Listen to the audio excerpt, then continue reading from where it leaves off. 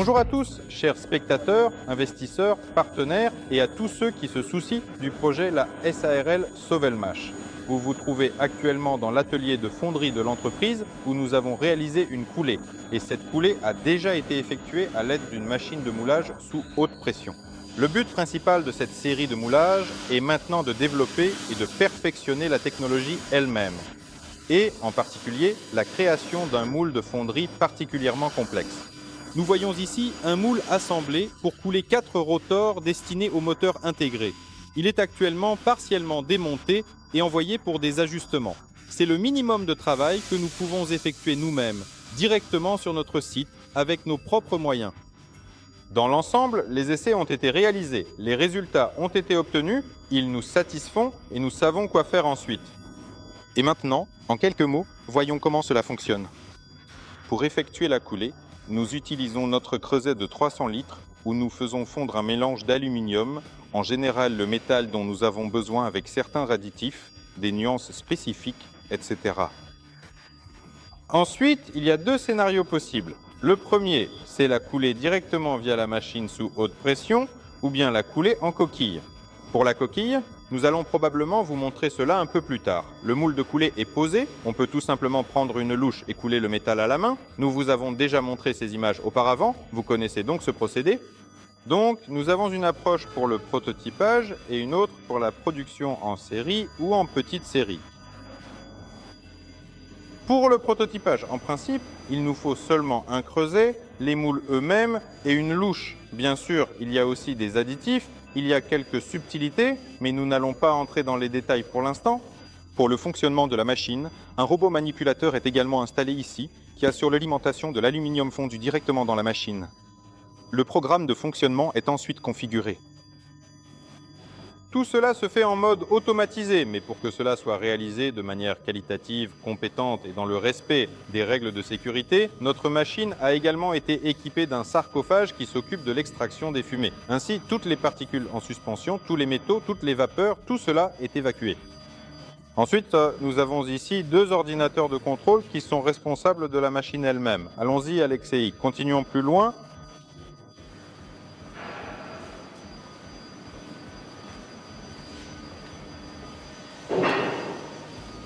Ici, une machine est installée pour le préchauffage préalable des moules d'injection, c'est-à-dire de nos matrices elles-mêmes. Le raccordement est amené directement au moule. Là-bas, vous voyez les tuyaux bleus et les collecteurs correspondants. Donc tout cela fonctionne. J'espère que vous m'entendez. Il y a un peu de bruit dans l'atelier, mais ce n'est pas grave. Voilà, allons voir les résultats. Voilà, justement, parlons des résultats. Alors voilà, ce qui saute tout de suite aux yeux, c'est la pièce la plus grande. Il s'agit justement d'un moteur d'aviation, déjà coulé. On peut voir la qualité du moulage, elle est assez élevée, il n'y a donc pas de grosse porosité ni de grande cavité. Nous avons ainsi obtenu une forme assez pratique. L'ensemble se détache vraiment très facilement. Et on obtient donc des moteurs comme ceux que vous voyez ici.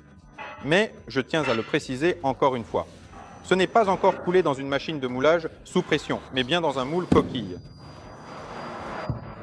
On commence par prendre une plateforme comme celle-ci. Le paquet est entièrement fabriqué ici même. Il est monté dans le moule coquille.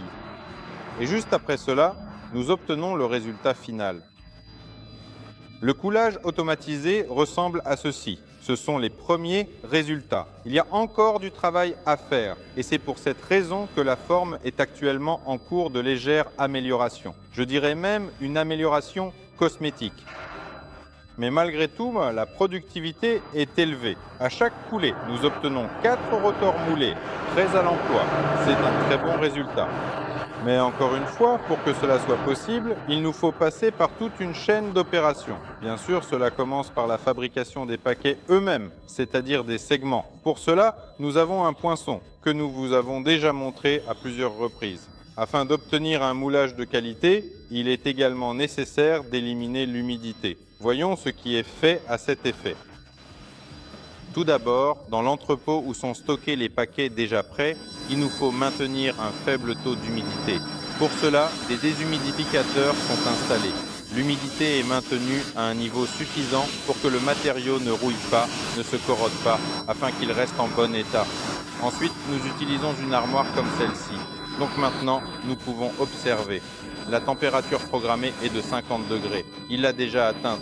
On vient tout juste de l'allumer. Il est à 47 degrés. À quoi cela sert-il? Afin d'y placer les paquets et d'éliminer l'humidité résiduelle. Une fois l'humidité éliminée, nous nous dirigeons vers la machine d'alimentation. Nous y chargeons les moules et procédons ensuite à l'opération principale. Si l'on parle de la machine, bien sûr, maintenir la température du moule, comme nous l'avons déjà compris, il y a une machine spéciale pour cela. Oui, elle le chauffe. Tout cela est automatisé, tout cela est pratique. Si nous coulons dans un coquille, alors le moule, déjà équipé du paquet installé, est placé dans un four à moufle qui se trouve également dans l'atelier. Il est chauffé à une certaine température. Le mélange de métal que nous allons couler est également chauffé à une température précise et ensuite le processus lui-même a lieu. Il est important de choisir précisément les bons régimes de température afin d'obtenir la qualité maximale.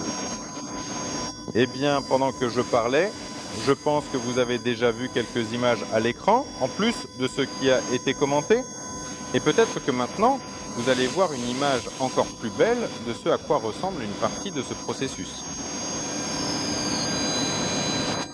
Que dire de plus? Eh bien, je peux vous dire que les processus dans l'entreprise ne s'arrêtent évidemment pas là. Ils sont ensuite répartis par secteur. Les machines de tournage fonctionnent, les fraiseuses aussi. On procède également à des essais de moteurs d'aviation. Ce moteur est installé sur un banc d'essai.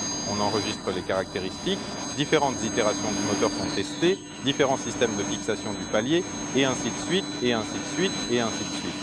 C'est pourquoi tous ces essais sont actuellement menés en parallèle avec les processus de moulage.